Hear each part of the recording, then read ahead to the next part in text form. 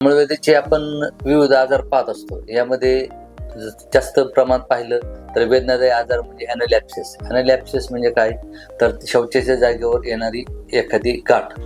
गाठ आता वेगवेगळ्या प्रकारची असू शकते, परंतु ज्यावेळेस ती गाठ ठसठस करते त्यामध्ये पू तयार होतो आणि ती एक वेगळ्या स्वरूपाची गाठ असते. यावेळेस अशी गाठ असते की ती छोटी गाठ असेल तर त्यावेळेस जास्त लक्षणं जाणवत नाही, परंतु ती गाठ जशी मोठी होत जाते तसं आपल्याला बसण्यास आणि झोपण्यास देखील त्रास होतो. त्यावेळेस आपण जर पाहिलं जास्त त्रास होत असेल तर पेशंट सर्वसाधारणपणे पोटावर झोपणं जास्त पसंत करतो. त्याला ॲनलॅप्सिस असे म्हणतात. नमस्कार, मी डॉक्टर संजय शिंदे, मूळव्याध तज्ज्ञ, सायलीला मूळव्याध हॉस्पिटल, केडगाव, अहिल्यानगर. तर ॲनलॅप्सिस चे सर्वात महत्त्वाचं म्हणजे कशामुळे होते ॲनलॅप्सिस.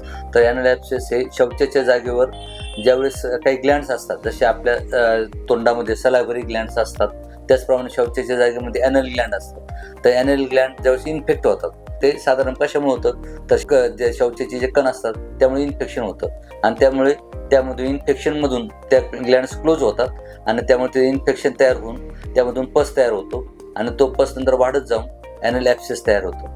त्या ज्या ग्लँड्स असतात त्या सर्वसाधारणपणे ह्या भागामध्ये असतात, पण ते ग्लँड्स काही कारणामुळे बंद होतात, इन्फेक्शन होतं, बंद आणि त्यानंतर त्यामधून ॲनलॅप्सिसला सुरुवात होते. आता आपण ॲनलॅप्सिस होण्याचे काय काय कारण आहेत ते आपण पाहूयात. तर एक सर्वात महत्त्वाचं कारण म्हणजे ज्यावेळेस आपल्याला काही शौचाच्या जागेवर काही आजार झाला असेल पूर्वीचा, म्हणजे ॲनल फिशर वगैरे झालं असेल किंवा मूळव्याधीचे काही त्रास होत असेल किंवा त्याचबरोबर काही प्रमाणात रुग्णांमध्ये काही म्हणजे उठताना बसताना किंवा हे करताना काही त्या कडक आसनावर बसले असतील किंवा काही इंजुरी झाली असेल, जखम झाली असेल त्या जागेवर किंवा त्याचबरोबर काही रुग्णां शुगर, ज्यांना साखरेचा किंवा शुगरचा त्रास आहे तर त्या रुग्णांमध्ये किंवा त्याचबरोबर काही इम्युनो कॉम्प्रेस डिसीज असतात, ज्यामध्ये आपल्या शरीराची प्रतिकारशक्ती कमी होते, असे काही आजार आहेत.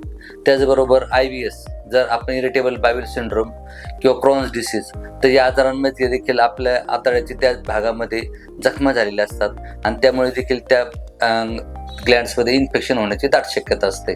तर असे काही कारण आहेत. हे आपण प्रामुख्याने कारण पाहिलं, अशी विविध कारणे आहेत की ज्या कारणामुळे देखील त्या ग्लँडमध्ये इन्फेक्शन तयार होतं आणि त्यामुळे पुढे जाऊन ॲनलॅप्सिस तयार होतं. आता ॲनलॅप्सिसचे तर काय काय लक्षणं आहेत ते आपण आता पाहूया. सर जर पाहिलं तर ठसठस होणे, त्यानंतर त्या जागेमध्ये बेंड तयार होणे, नंतर बेंड वाढत जाणे, कधी कधी ते बेंड छोटं असल्याने फुटून जातं आणि फुटल्यानंतर आपल्याला आराम होऊन जातो.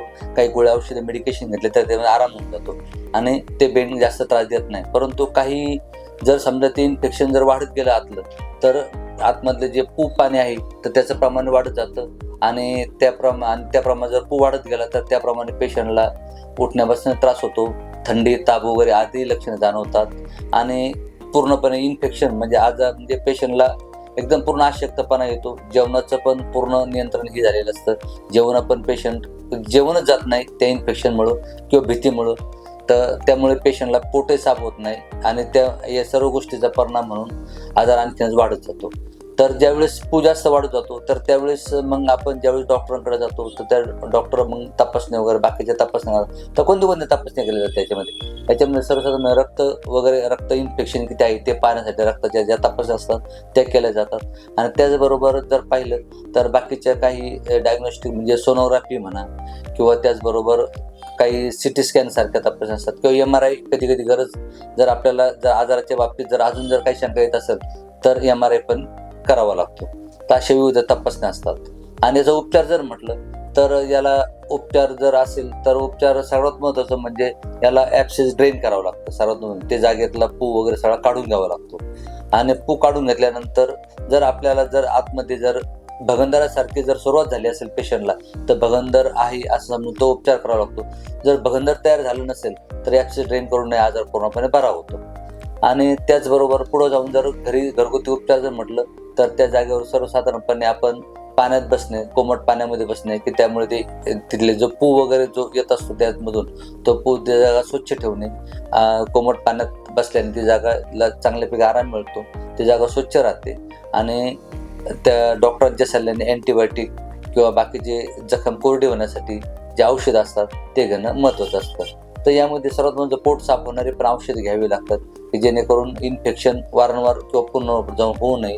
आणि त्याचबरोबर जर आपण जर पाहिलं तर जर ॲनालॅप्सिस आहे, ॲनालॅप्सिस नंतर कधी कधी पेशंटला ते जखम कोरडी होते, काही काळासाठी कोरडी होऊन जाते, परंतु परत त्या जागेवर बेंड तयार होतं. तर त्यावेळेस मात्र मग पेशंटने काळजीपूर्वक विविध तपासण्या करून त्याचा उपचार केला पाहिजे. अशा पद्धतीने जर आपण पूर्णपणे जर व्यवस्थित जर ॲनालॅप्सिसचं जर पहिल्यापासून म्हणजे झाल्यापासून ॲनालॅप्सिसचं जर प्रॉपर जर हे केलं तर तो थोड्याशा गोळ्या औषधाने टेम्पररी ट्रीटमेंटने पूर्णपणे बरा होतो. पण जर वाढला तर त्याला ऑपरेशन किंवा बाकीच्या उपचारांची गरज पडते.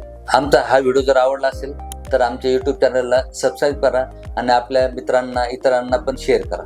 थँक्यू.